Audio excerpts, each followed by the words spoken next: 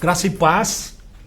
Mais uma vez estamos com o coração cheio de alegria por partilharmos mais uma parte das Escrituras. A palavra que o Senhor assim autentica no poder do Espírito Santo para o nosso crescimento. Hoje vamos estar aprendendo o que a palavra nos abençoa, segundo Hebreus, carta aos Hebreus, capítulo 13, a partir do versículo 7. É um tema bem, às vezes, mal compreendido. Não que o tema nos levasse a má compreensão, mas é que não conseguimos, muitas vezes, perceber com a clareza que devemos qual é a nossa responsabilidade como líderes espirituais. E nós então entendemos que às vezes a referência para guias espirituais, elas se referem única e exclusivamente ao pastor da igreja. E acabamos esquecendo de que guia, conforme o texto sagrado nos aproxima com mais exatidão, dentro da língua mãe, o grego, a percepção que a igreja tinha, a fala com que os pais da igreja também traziam isso, ele fortalece a nossa vida como guia aqueles que levam o nosso coração a imitá-los na fé. Mas não imitá-los em atitudes, em formas humanas apenas, mas de imitá-los numa fé autêntica. Eu estou dizendo imitar não em traquejos, não que a gente começa a andar muito com alguém, a gente pega os traquejos também.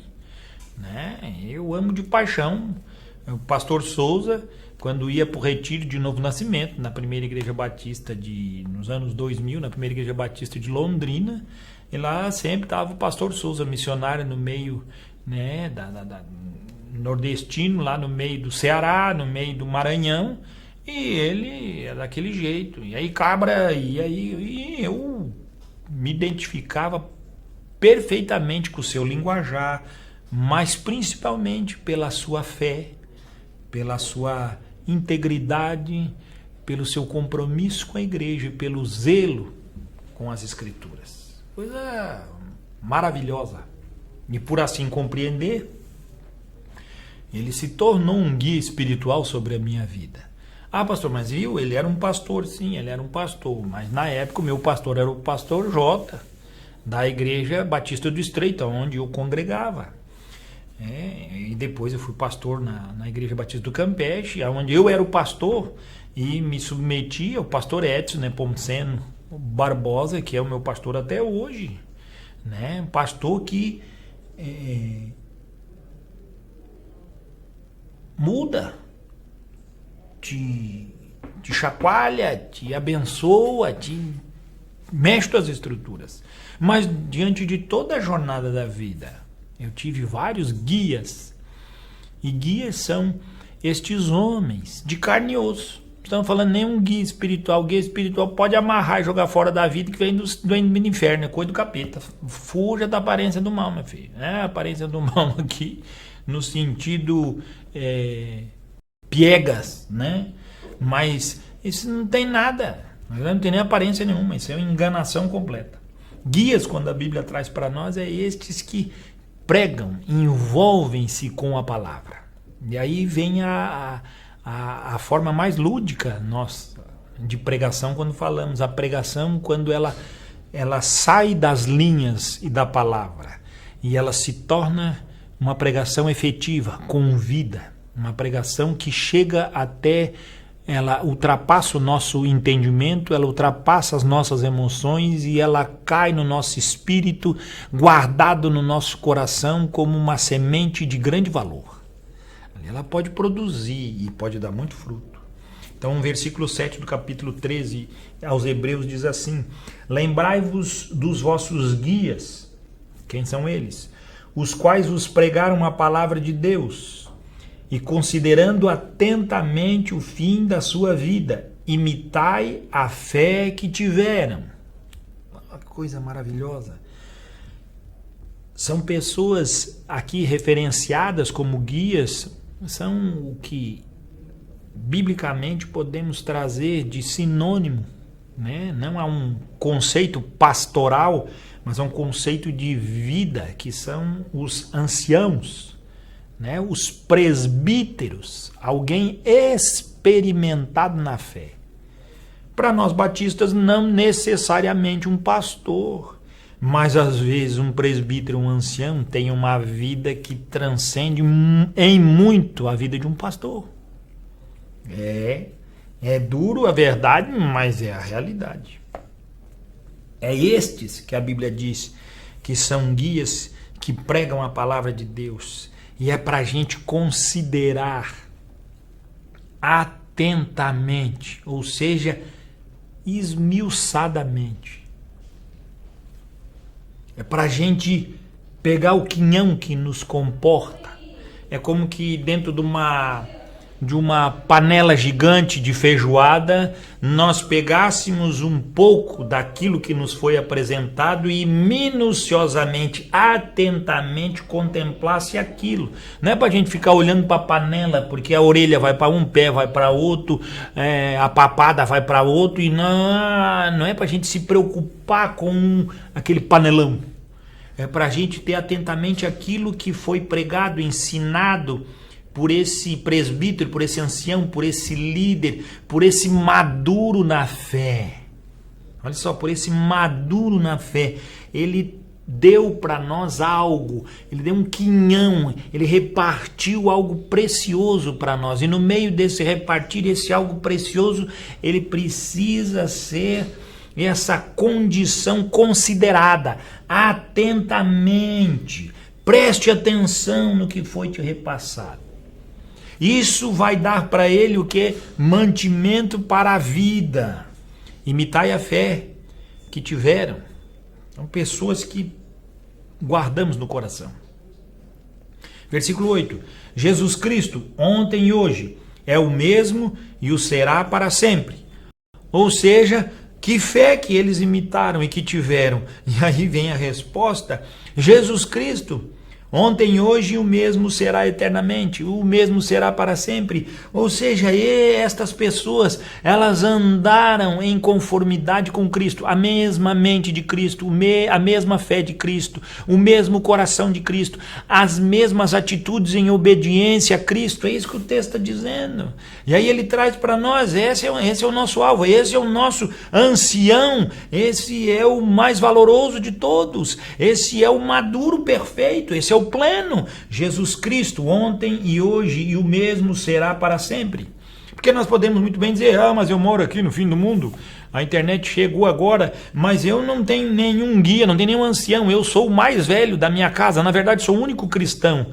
Mas não pode te dizer que não tem exemplo. Cristo é o teu exemplo. O ancião, o maduro, o perfeito. Que bom que nós temos guias. Consideremos, a porção que nos foi dada.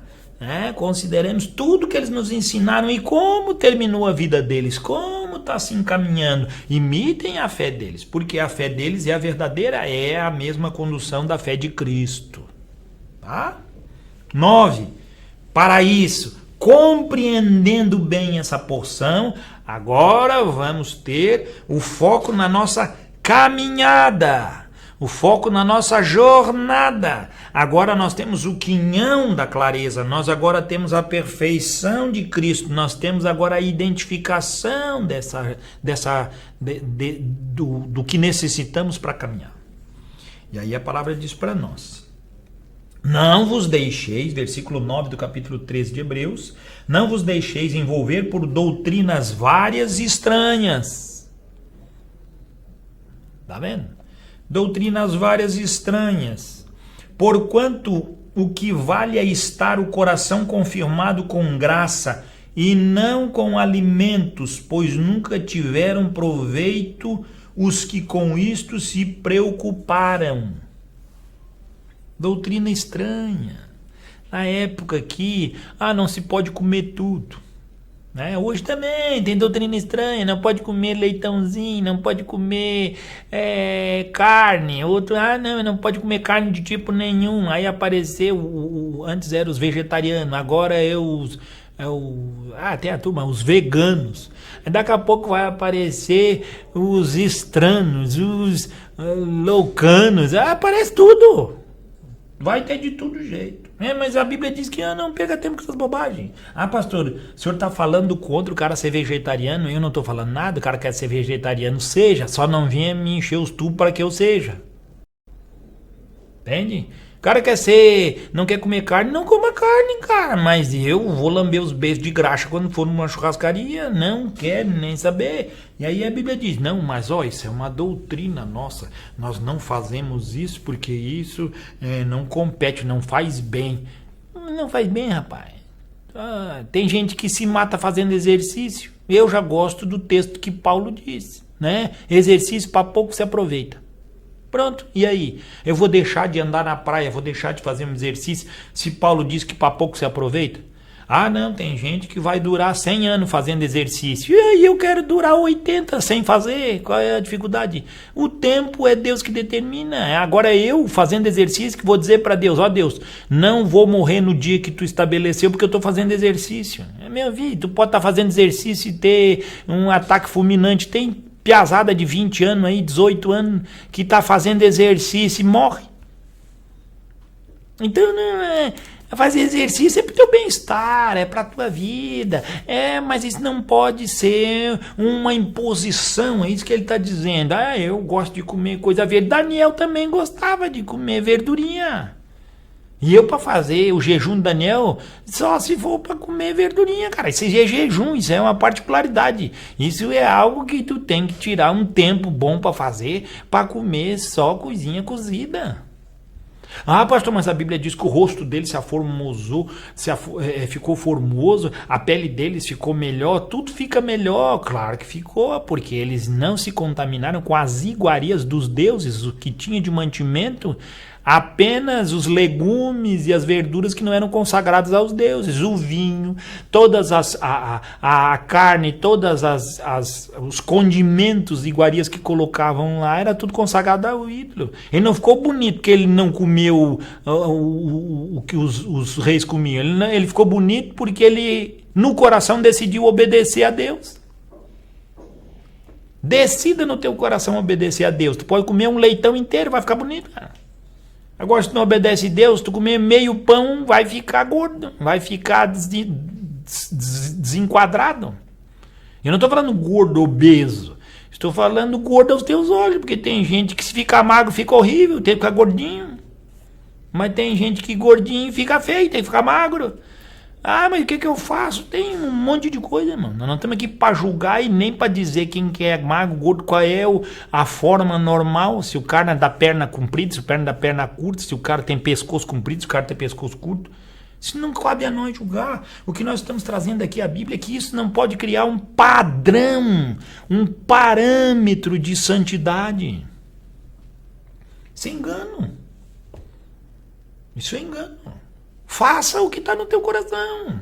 Não imponha para ninguém. A tua cabeça é a tua, os teus desejos são teus e assim viva. Agora, cuidado para não tornar o exercício físico, como muito crente é assim. Ele deixa de ir para a igreja para ir para a academia. Cara, ele vai 7 vezes por semana na academia, às vezes até 2 vezes por dia. Para ir na igreja uma vez por semana, que já é um pecado, o cara tem que ir na igreja todas as reuniões, mas quando vai uma vez só, né? Aí é um trabalho desgraçado. Aí ele vai pro restaurante 5 vezes na semana, vai pra igreja uma vez, é um trabalho desgraçado. O cara pra jogar bola vai 5 vezes jogar bola na semana. Pra ir pra igreja, ele vai meio culto. Tá em pecado. Pastor, isso um dia eu vou pregar isso e vou provar para você nas escrituras que a falta da comunhão é o maior pecado que a igreja tem. E vai prestar conta. Pensa que vai chegar lá no céu e vai dizer, não, eu não fiz pecado nenhum, eu não roubei, não matei, não me prostituí, mas não foi na igreja e desobedeceu o mandamento de Deus, na nuca, cara. E aí o que tu vai fazer? O que tu vai dizer para Deus? Não, mas agora eu vim para participar da eternidade. Tem certeza? Pode ser que lá a porta da igreja esteja fechada, e daí tu vai aonde? Congregar, né? A porta do mundo está aberta hoje. Os deleites do mundo também estão à nossa disposição. Olha o que o texto está dizendo. Cuida bem daquilo que foi pregado para você, que é verdadeiro. Não anda no meio da mentira. A mentira, meu filho, ela vai tirar o que é virtuoso do teu coração. Os teus medos serão revelados no meio da mentira. E a Bíblia diz que o perfeito amor, 1 João diz, lança fora todo medo. Quando você estiver dominado pelo medo, por circunstâncias, se tornou refém. E a verdade não pode estar no seu coração. Abra bem entendimento para isso. Particular. 10. Possuímos um altar do qual não tem direito de comer os que ministram no tabernáculo. 11. Pois aqueles animais cujo sangue é trazido para dentro do Santo dos Santos pelo sumo sacerdote, como oblação pelo pecado, tem o corpo queimado fora do acampamento. Por isso, foi que também Jesus, para santificar o povo, pelo seu próprio sangue, sofreu fora da porta. Veja bem, irmãos, tudo que tinha que ser feito para culto e apresentação diante de Deus foi feito através da cruz e da obra de Cristo. Você não vai ficar mais santo porque não está comendo isso ou aquilo. Você não vai ficar mais santo porque você não está fazendo isso ou aquilo.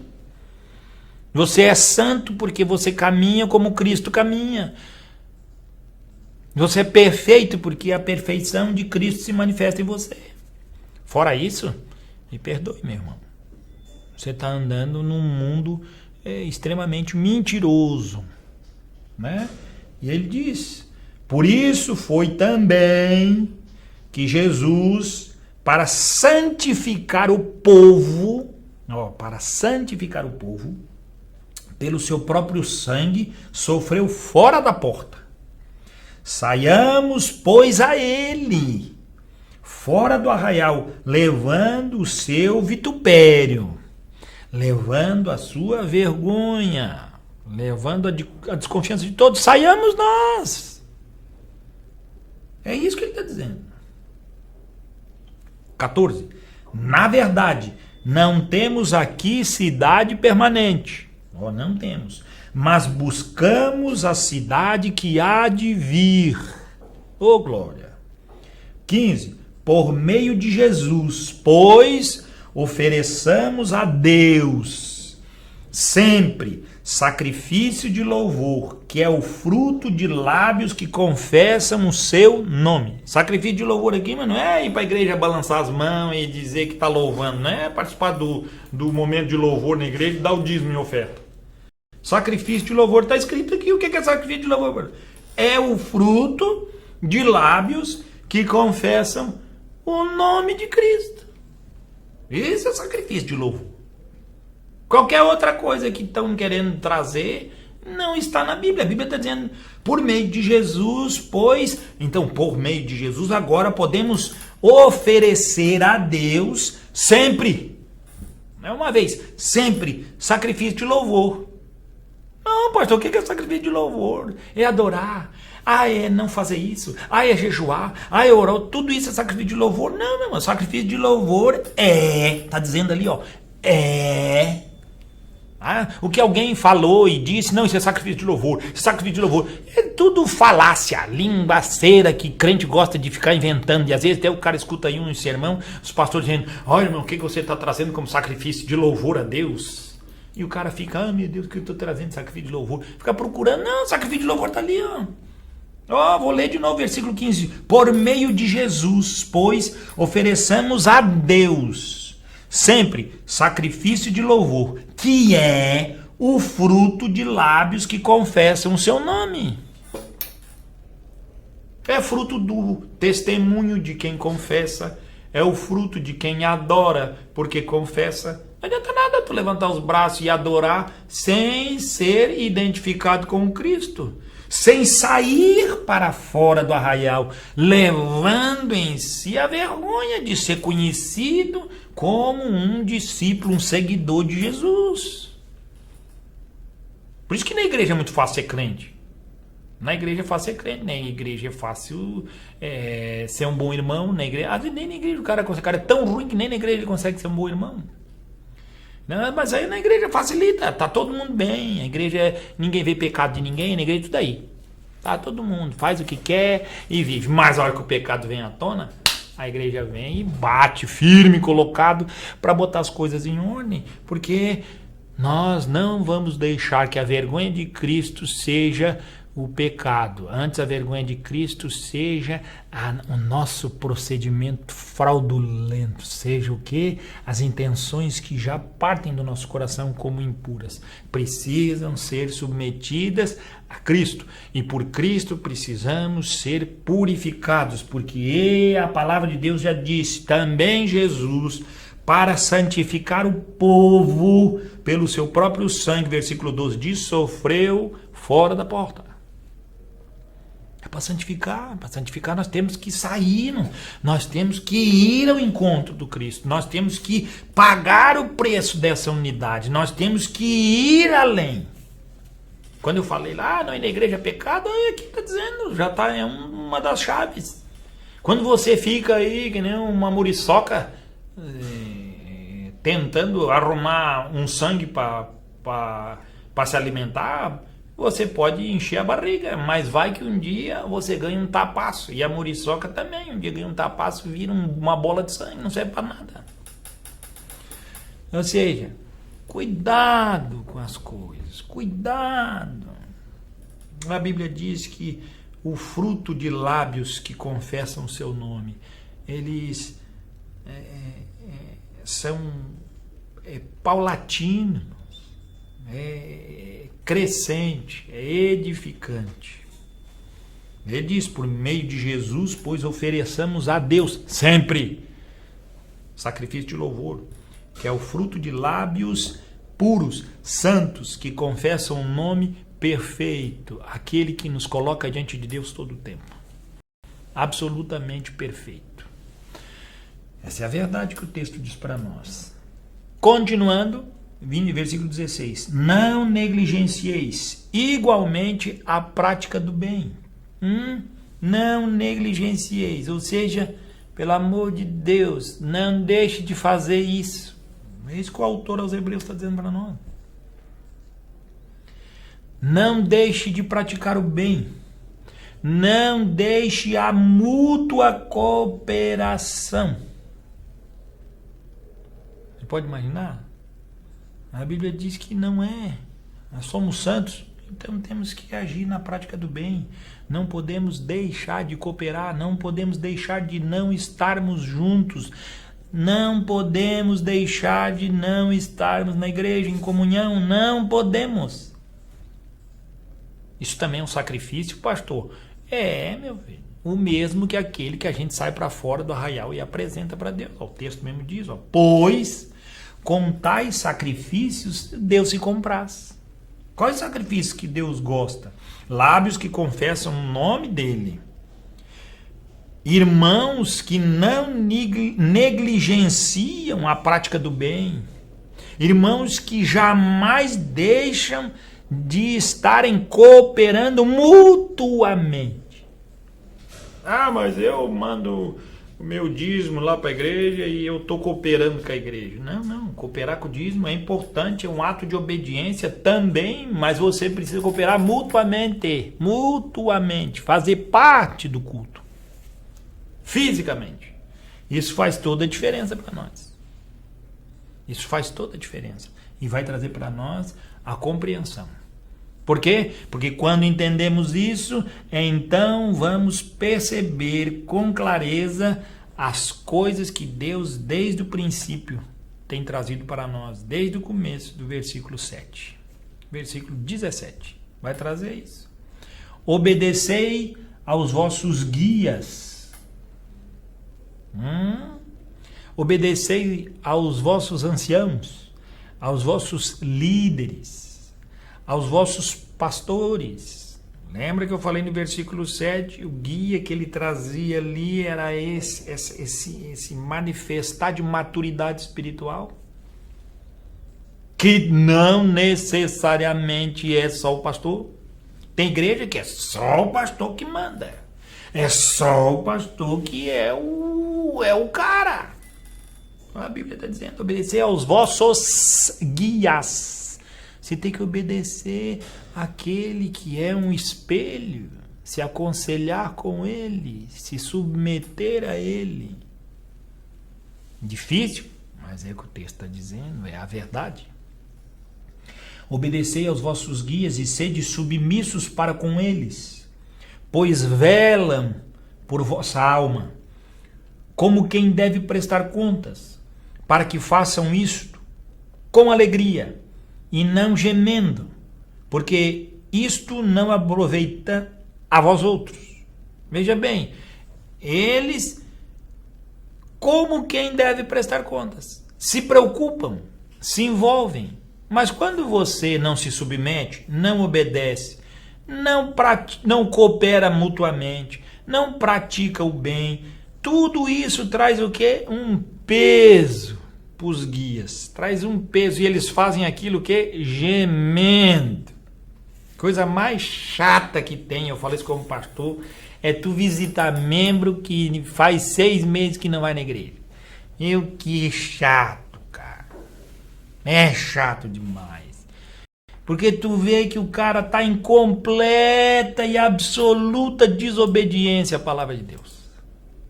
Completa e absoluta desobediência à palavra de Deus. E ele não consegue entender. E aí o líder vai o quê? Fazer uma visita feliz da vida? Não, vai gemendo, vai triste, vai sofrendo, vai cheio de milímetros. E ainda chega lá, ainda tem que escutar às vezes bobagens. Triste. Mas porque quando a pessoa não pratica o bem, ela não está disposta à mutualidade. Né? E mútua cooperação é eu servindo o outro, servindo um serve ao outro. Um abençoa, o outro é abençoado. O outro abençoa, o outro também recebe a bênção. E assim se constrói. Essa é a caminhada. É isso que Deus pede para que a gente seja e construa esse verdadeiro relacionamento com Deus. Que Ele possa despertar os nossos corações à obediência. Que você possa compreender que você faz parte de um fardo da igreja, ou não. Se você é alguém que não é negligente, você soma. Mas se você é negligente, então você está em pecado. E o pecado dentro da igreja atrapalha a igreja. Seja ele qual for, independente de quem o faça, atrapalha. Deus dê para nós um coração que obedeça a sua palavra e dê para nós a visão clara daquilo que Deus pode acrescentar nos nossos corações pelo que aprendemos e pelo que a palavra nos revelou nessa hora. Oremos. Pai, em nome de Jesus, que possamos ter discernimento, Deus, que o Senhor tem dado ricamente guias para as nossas vidas, não para dividir a igreja e nem para negligenciarmos, mas guias que nos colocam debaixo da verdadeira prova daquilo que é a nossa plena identificação como corpo e obra manifestada de Cristo. E então, Pai, por esse tempo santo, nós pedimos que o Senhor desperte o nosso coração e nos perdoe se temos negligenciado. E se não temos, ó Deus, partilhado mutuamente e nem temos nos esforçado para a prática do bem, porque a Tua palavra afirma que destes tais sacrifícios o Senhor se compraz. Pai de misericórdia, nos abençoe para que possamos oferecer ao Senhor sacrifícios vivos através de Cristo, a nossa alegria. Vergonha para o mundo, mas para nós triunfo. Que o Senhor nos dê graça, nos abençoe e nos dê a Tua bênção, pois oramos agradecidos por tudo, em nome do Senhor Jesus. Amém. Que o Senhor abençoe você, te dê um tempo cheio da sua misericórdia e que haja verdadeiramente com um mover transformador na sua vida e na vida daqueles que estão ao seu redor, pois para isso fomos chamados, para sermos santos na presença do nosso Deus. Que Deus abençoe a cada um de nós. Em nome de Jesus. Amém.